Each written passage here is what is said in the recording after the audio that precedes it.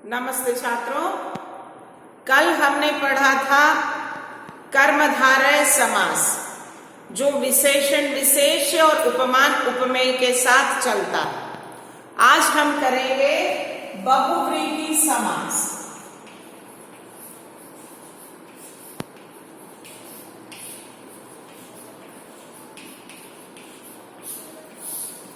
तो बहुव्रीहि समास में मुख्य क्या है? अब तक जितने समास भी आपने पढ़े, तत्पुरुष समास में उत्तर पद की प्रधानता होती है, द्वंद्व समास में दोनों पद प्रधान होते हैं, द्विगु समास में संख्या प्रधान होती है, पूर्व पद प्रधान होता है, कर्मधारय समास में कभी उत्तर कभी पूर्व पद प्रधान होता है, जबकि बहुव्रीहि समास में दोनों पदों की प्रधानता नहीं होती है। ये किसी अन्य पद की अर्थ की प्रधानता देती है। जैसे मैं आपको बताती हूं, दोनों पदों की प्रधानता ना होकर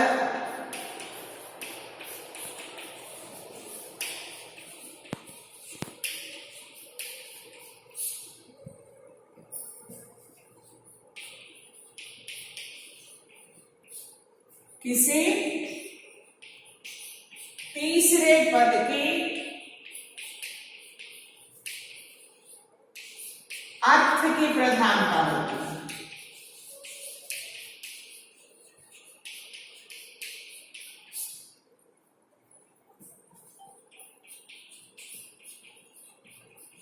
और समस्त पद जो है रूढ़ बन जाता है।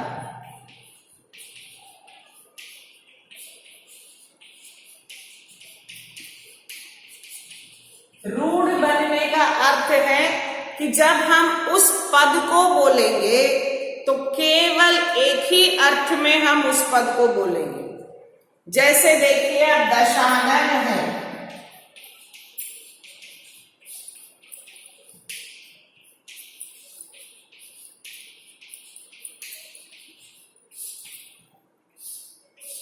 तो दशानन भले ही यहां पर आपको पूर्व पद में संख्या है, लेकिन इसका विग्रह वाक्य हम लिखेंगे दश आनन हैं जिसके। तो 10 सिर किसके थे? रावण के थे। तो हम ब्रैकेट में उनका नाम लिखेंगे। तो जब हम दशानन बोलेंगे तो हमें केवल रावण याद आते हैं। केवल रावण के लिए हम दशानन का शब्द प्रयोग करते हैं। तो इसीलिए ये दशानन पद जो है रूढ़ बन गया। रूढ़ बनने का अर्थ क्या है? केवल उन्हीं के लिए यह प्रयोग किया जाता है। वैसे भी देखिए, मुरलीधर, मुरली को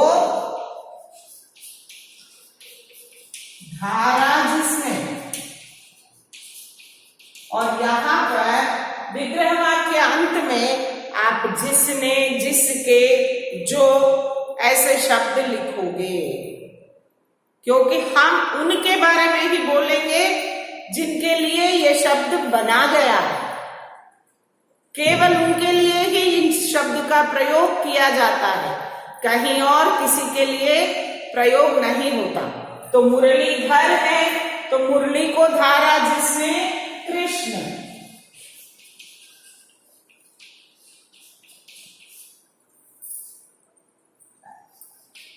चंद्रमुखी, चंद्र के समान मुख वाली। तो यहां फर्क क्या है? यह मुख है जिसका, चंद्र के समान मुख है जिसका। तो फर्क क्या हो रहा है आपको कर्मधारय समास में और बहुव्रीहि में? आप देख रहे हैं चंद्रमुख कर्मधारय में था, चंद्र के समान मुख, जबकि बहुव्रीहि में जैसे ही हमने ई की मात्रा डाल दी, वो उसके लिए प्रयोग होता है जिसका मुख चंद्र के समान है। एक सुंदर स्त्री, इस तरह से बहुव्रीहि समास आपके लिए किया गया है।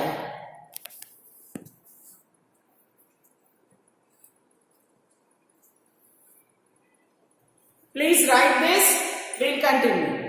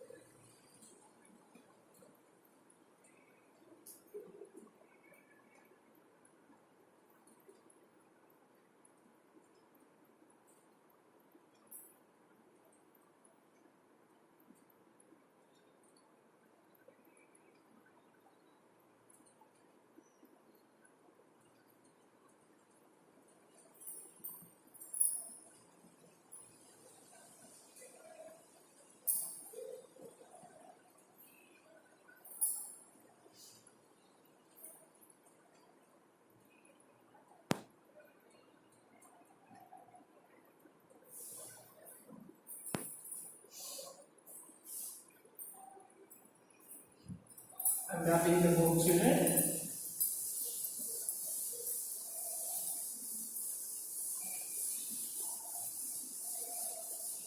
तो हम अन्य उदाहरण देखेंगे बहुव्रीहि समास के। जैसे देखिए गजानन, आनन मतलब सिर, तो गज जैसा आनन है जिसका।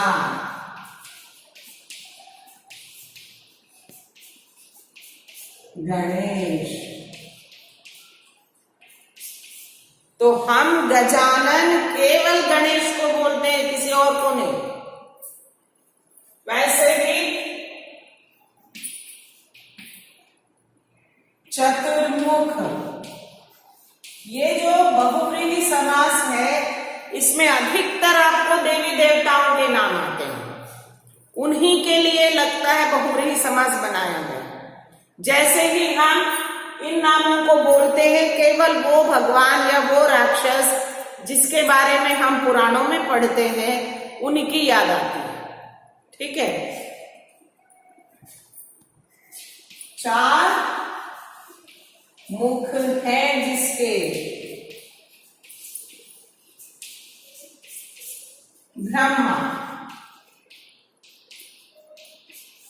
और आप डर रहे होंगे कि ये जो ब्रैकेट में मैडम लिख रही है, अगर परीक्षा में हमें याद नहीं आया तो क्या करें?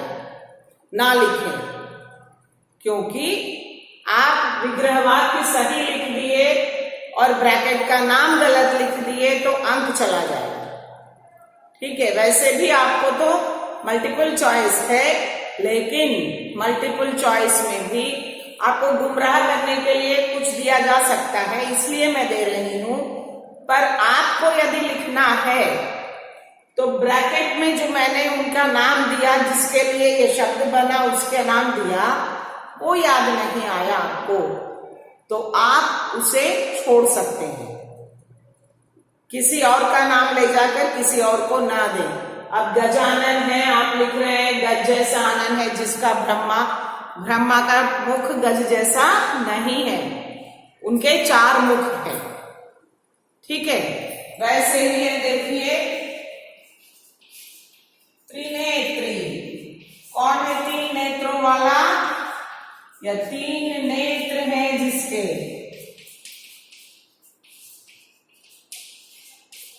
शिव,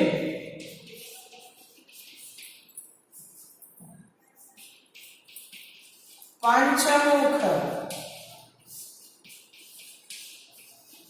5 मुख हैं जिसके, या पंचानन भी इसे कहते हैं। हनुमान, कहा जाता है जब अहिरावण और मैरावण को मारने के लिए हनुमान जब पाताल लोक गए थे, वहां पर ये अहिरावण अपने 5 प्राणों को 5 कीड़ों में रखा था, 5 भंवरों में रखा था और 5 भंवरों को एक साथ मारना था। और हनुमान तो थे बंदर के जाति के, तो भंवरों को मारना उनकी कोई बड़ी बात नहीं थी उनके लिए। तो उन्होंने 5 मुख लिया, 5 भंवरों को एक साथ चूस लिया, तो इसीलिए वे बने पंचमुख या पंचानन। और फिर गदाधारी, गदा को धारा जिसने,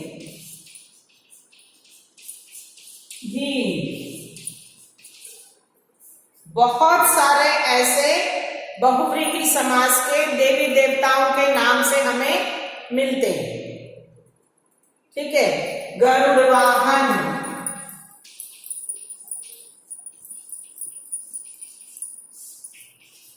गरुड़ है जिसका वाहन, वाहन क्या होता है? गाड़ी, जिस पर चढ़कर ये जाएंगे। विष्णु,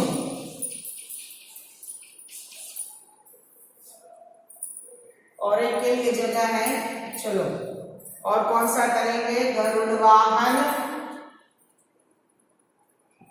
गिरिधारी,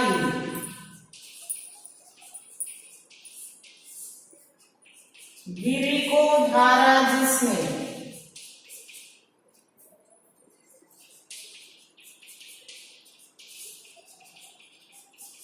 श्री कृष्ण। इन्होंने गोवर्धन पर्वत को अपनी छोटी उंगली पर उठाया था।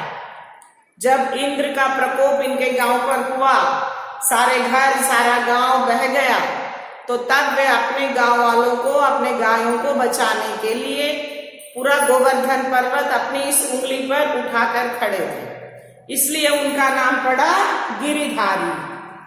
तो इस तरह से देवी देवताओं को अपने हर काम के लिए, हर चीज के लिए उनका नाम पड़ता है। तो वह यहाँ पर बहुव्रीहि समास में हम लेते हैं। जैसे चक्रधारी, चक्र को धारा जिसने, विष्णु। इस तरह से बहुत सारे उदाहरण आपको बहुव्रीहि में मिलते हैं। लिखिए बेटा।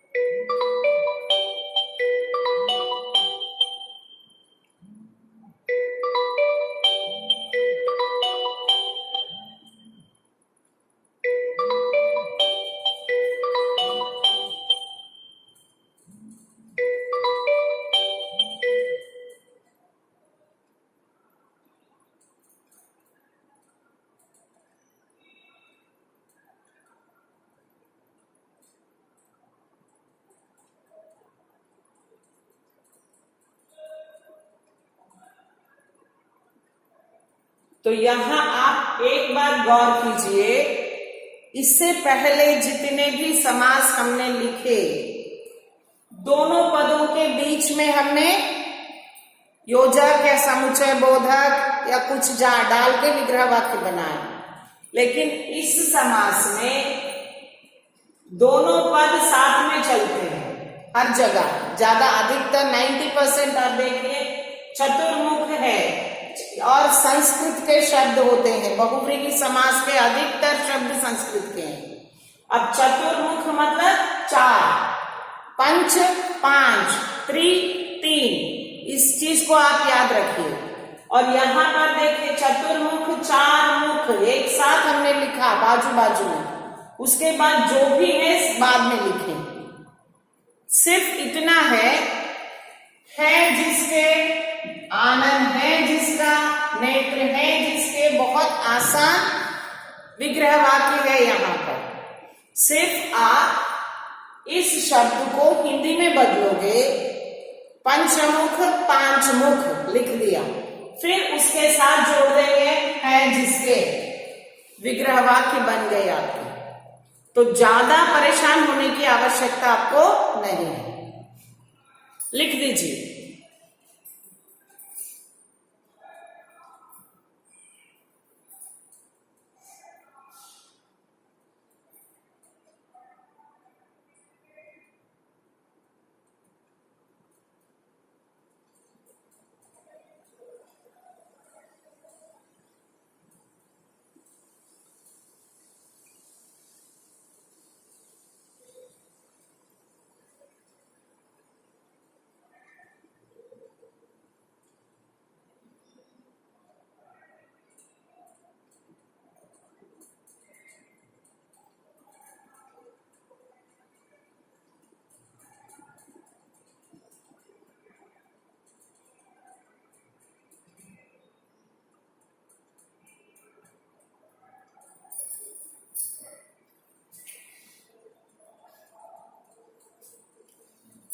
I'm rubbing the board.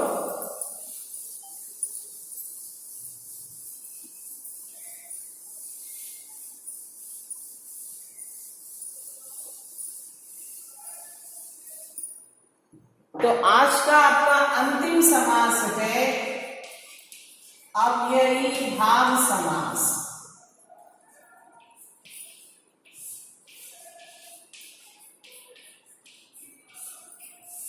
तो अव्ययी भाव समास में पहले अव्यय क्या है आप सीखिए। अव्यय होता है आपके शब्द भेद जब आपने सीखा था तो शब्द कितने प्रकार के हैं? विकारी और अविकारी। अविकारी या अव्यय। तो विकारी शब्द कौन से होते हैं? संज्ञा, सर्वनाम, क्रिया, विशेषण, ये 4 विकारी शब्द है जो लिंग और वचन के आधार पर अपना रूप बदलते हैं।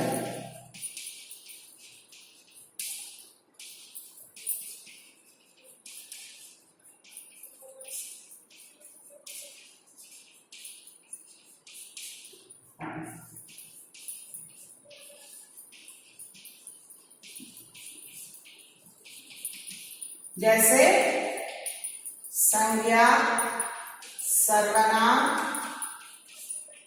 क्रिया और विशेषण। जबकि अव्यय जो है किसी भी स्थिति में अपना रूप नहीं बदलते।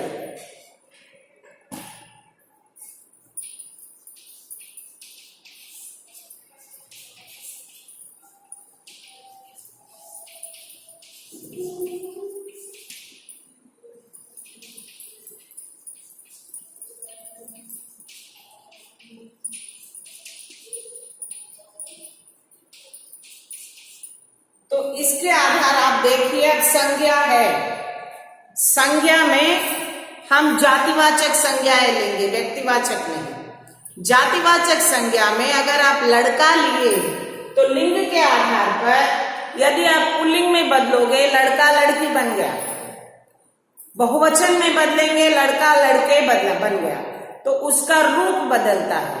जबकि अव्यय के जो शब्द हैं जैसे और शब्द जो है और ही रहता है, औरा औरी नहीं होता।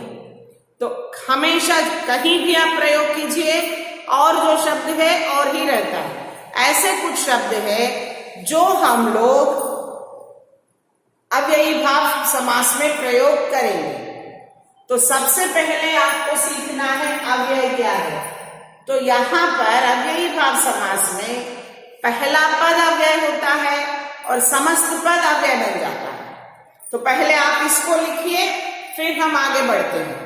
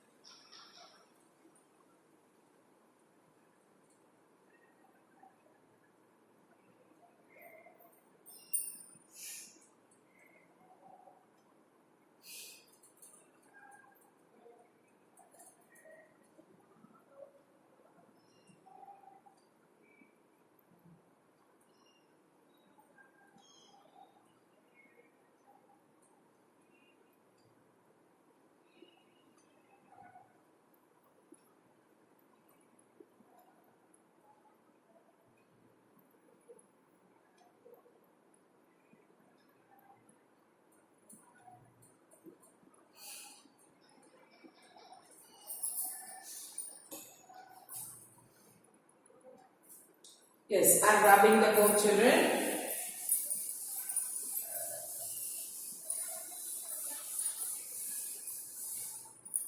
तो अव्ययी भाव समास में पूर्व पद अव्यय होता है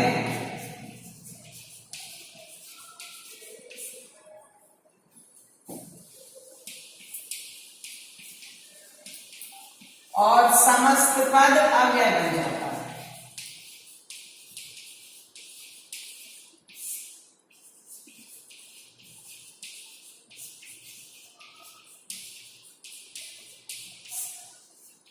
जैसे देखिए, हमने अगर लिखा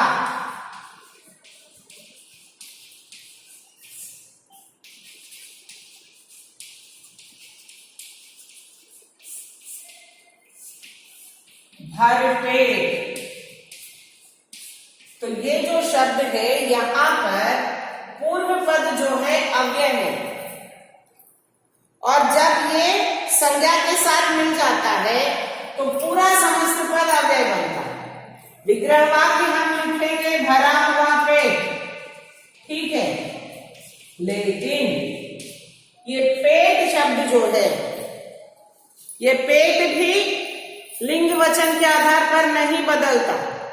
लड़की के लिए पेटा पेटी, लड़का के लिए पेटू नहीं होता है ना। तो पेट पेट ही है। ये पूरा शब्द हम कैसे प्रयोग करेंगे? लड़का भरपेट खाया, लड़की भरपेट खाई, सब लोग भरपेट खाए। तो यह जो शब्द लिंग और वचन के आधार पर हम नहीं बदलते, ये बदलता ही नहीं।